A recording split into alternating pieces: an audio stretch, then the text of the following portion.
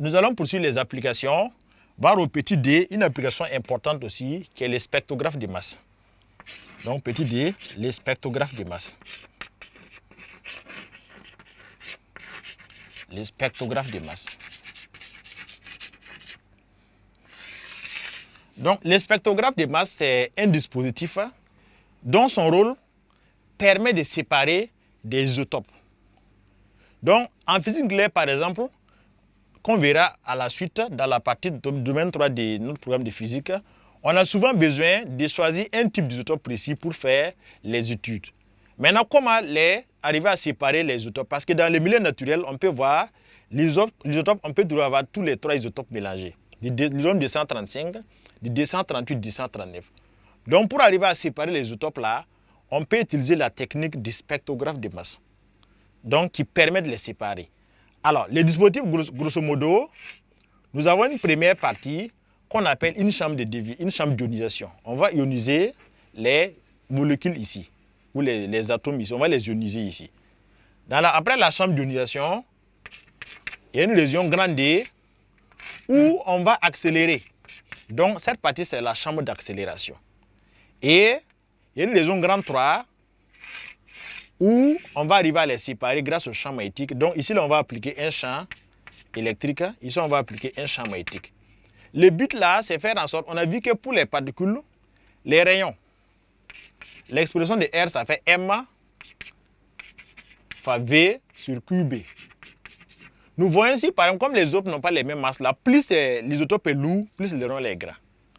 Donc si M est grand, R aussi est grand. Donc si vous avez des isotopes là, les plus lourds vont avoir des rayons plus grands. Donc les isotopes les plus lourds vont aller tomber plus loin comme ça.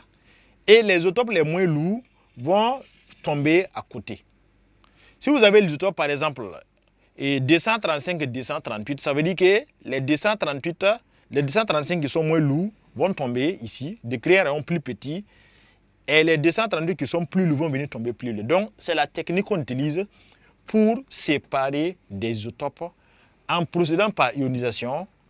Puis on va les accélérer grâce à un champ électrique et puis ils vont parvenir à une zone où il y a un champ magnétique qui va permettre que les plus lourds tombent dans un collecteur à côté, les plus légers plutôt, et les plus lourds tombent sur le collecteur qui est plus éloigné.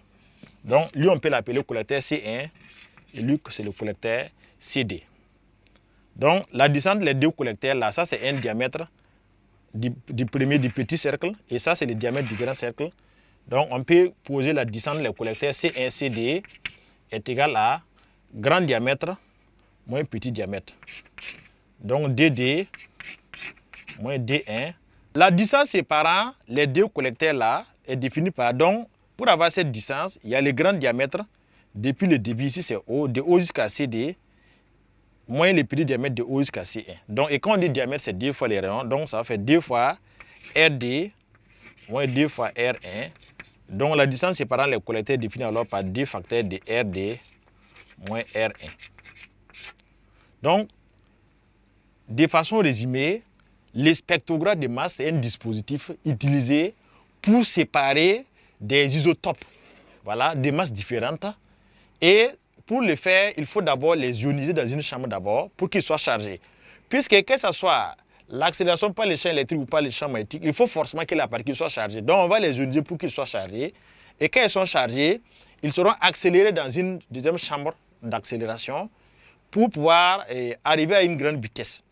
Et arriver à la grande vitesse là, les champs magnétiques vont créer une déviation. Les plus lourds vont tomber plus loin et les plus légers vont tomber à côté. Ça permet de mettre à part les isotopes lourds et les isotopes moins lourds. Donc, après le spectrographe de masse, nous allons passer maintenant au filtre de vitesse. Petit 3, les filtres de vitesse. Les filtres de vitesse. Chers élèves, nous allons voir maintenant les filtres de vitesse. Donc, c'est un dispositif qu'on met en place en superposant dans la même zone un champ électrique et un champ magnétique. Donc, pour permettre à la particule d'aller en ligne droite en mouvement rectiligne uniforme. Donc, dans la même zone, donc ça veut dire qu'on peut faire des plaques On va définir des plaques comme ça. Donc les plaques seront par exemple avec un champ E qui est orienté comme ça et un champ B. Donc le champ B, on sait que sa direction, soit il est entrant, soit il est sortant. Donc selon le type de particules qu'on veut avoir là, l'objectif recherché, c'est d'avoir un mouvement rectiligne uniforme. Donc objectif recherché, dans le fil de Vitesse là, rechercher, obtenir un mouvement rectiligne uniforme. Rectiligne uniforme. Et pour ce faire, quelle est la condition à définir?